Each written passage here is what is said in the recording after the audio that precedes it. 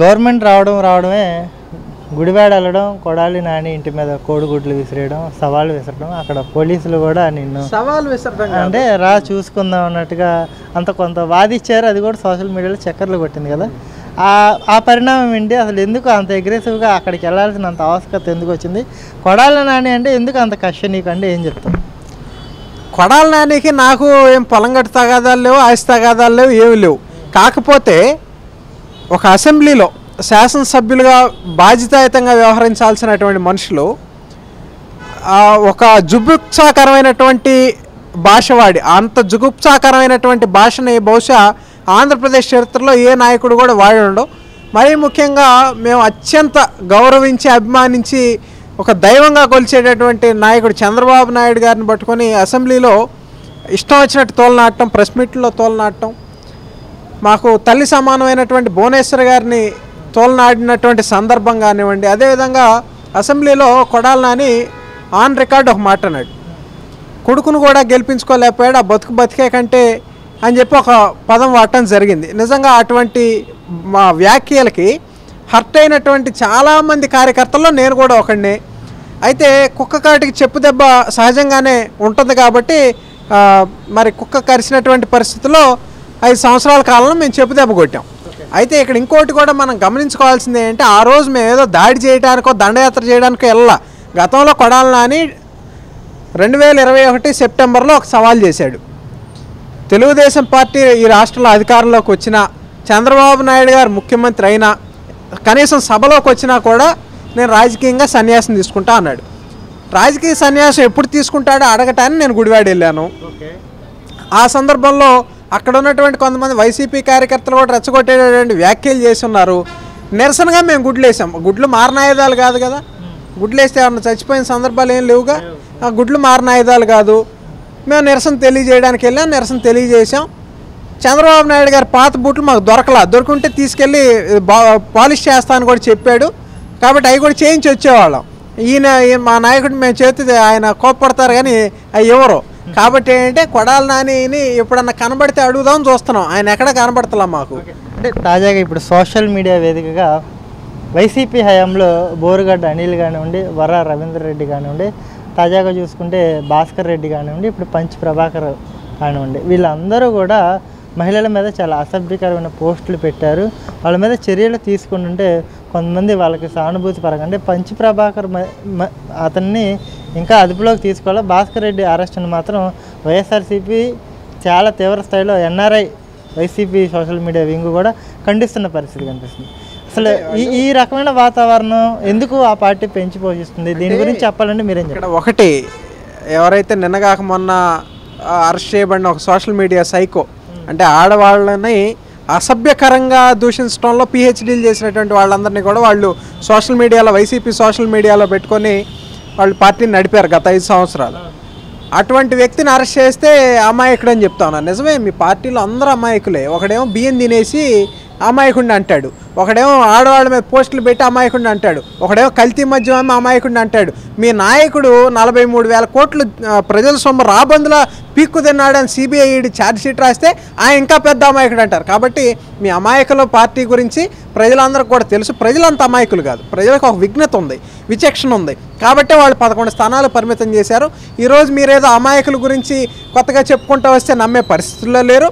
ఖచ్చితంగా అమాయకులు కదా, అందరూ చక్కగా ఇళ్లలో కూర్చోండి, 10-15 సంవత్సరాలు రెస్ట్ తీసుకుని అప్పుడు విఘ్నతతో రోడ్డు మీదకి రండి అని కూడా ఈ సందర్భంగా తెలియజేస్తాం. కూటమి ప్రభుత్వం ఖచ్చితంగా సోషల్ మీడియా మీద, మహిళల మీద ఎవరైతే కామెంట్స్ పెడతారో వాళ్ళ మీద చర్యలు తీసుకుంటామని చెప్పడమే కానీ తీవ్ర స్థాయిలో దాన్ని అవలంబించలేకపోతుంది. అంటే అందులో భాగంగానే పంచ్ ప్రభాకర్ కూడా ఈ మధ్య ఎక్కువగా దూషించే ప్రక్రియలోకి దిగుతున్నాడు కదా. ఎందుకు కూటమి నిర్లక్ష్యం వహిస్తుంది ఈ విషయంలో అంటే మీరే? ఖచ్చితంగా ముఖ్యమంత్రి గారు కానివ్వండి, ఉప ముఖ్యమంత్రి గారు లోకేష్ గారు ఒక స్పష్టమైనటువంటి ఒక స్టాండ్ తీసుకున్నారు. ఆడవాళ్ళకి సంబంధించి ఎక్కడైనా సరే సోషల్ మీడియాలో దోషంలో దిగినా, బయట ఎటువంటి అసాంఘిక కార్యక్రమాలకి పాల్పడినా కూడా వాళ్ళని ఉపేక్షించేది లేదు అని ఒక స్పష్టమైనటువంటి సంకేతాలు రాష్ట్ర ప్రజల్లో కూడా వెళ్ళి మనం చూసుకున్నట్లయితే గతంలో తెలుగుదేశం పార్టీలో ఒక చాలా చిన్న కార్యకర్త, చిరు కార్యకర్త ఒక సందర్భంలో భారతి గారిని విమర్శించినటువంటి పరిస్థితి మనం చూస్తే చంద్రబాబు నాయుడు గారు ఇమ్మీడియట్గా రెస్పాండ్ అయ్యి తన సొంత పార్టీ కార్యకర్త అయినా కూడా ఇమ్మీడియట్గా అరెస్ట్ చేయించినటువంటి, అంటే మనం ఏదైనా ఒక మాట చెప్పామంటే దాని మీద నిలబడాల్సినటువంటి చిత్తశుద్ధి మన మీద ఉండాలి. జగన్మోహన్ రెడ్డి లాగా ఈరోజు చెప్పి రేపు గాలికి వదిలేసే రకం ఈ కూటమి ప్రభుత్వ నాయకులు కాదని కూడా ఈ సందర్భంగా చెప్తా ఉన్నాం. అదేవిధంగా తునిలో జరిగినటువంటి సంఘటన కూడా ప్రజలందరికీ కూడా గుర్తుంది. ఒక వ్యక్తి రాజకీయ ముసుగు కప్పుకొని మరి బాలిక మీద అసభ్యంగా ప్రవర్తిస్తే తెల్లారి అతని పరిస్థితి ఏమైందో కూడా ప్రజలందరూ కూడా చూశారు. కాబట్టి ఏంటంటే కూటమి ప్రభుత్వానికి తమ భేదాలు ఏమి లేవు. ఎవరు తప్పు చేసినా సరే శిక్షించడానికి యంత్రాంగం అంతా కూడా సంసిద్ధంగా ఉంది. అయితే ఇక్కడ ఇంకో విషయం కూడా ఏంటంటే కొంతమంది విదేశాల్లో దాక్కుని అక్కడ వాళ్ళు ఏంటంటే ఒక ఇంటలెక్చువల్స్ అనే పేరు పెట్టుకొని ట్విట్టర్లో కానివ్వండి, ఫేస్బుక్లో ఇష్టానుసారంగా మహిళల మీద అసభ్యకరమైనటువంటి సంభాషణలు, మార్ఫింగ్ ఫోటోలు ఇవన్నీ కూడా చేస్తూ ఉన్నారు. వాళ్ళు ఎప్పుడైతే ఇక్కడ ఈ నేల మీదకి వస్తారో ఖచ్చితంగా దానికి మూల్యం చెల్లించుకుంటారు. తొందరపడాల్సిన అవసరం లేదు. నిన్నగాక మొన్న ఒక సైకో వచ్చాడు, అరెస్ట్ అయ్యాడు. కాబట్టి ఏంటంటే ఒకళ్ళ తర్వాత ఒకళ్ళు ఖచ్చితంగా ప్రతి ఒక్కళ్ళు ఏదో ఒక సమయంలో ఇక్కడికి రావాల్సిందే.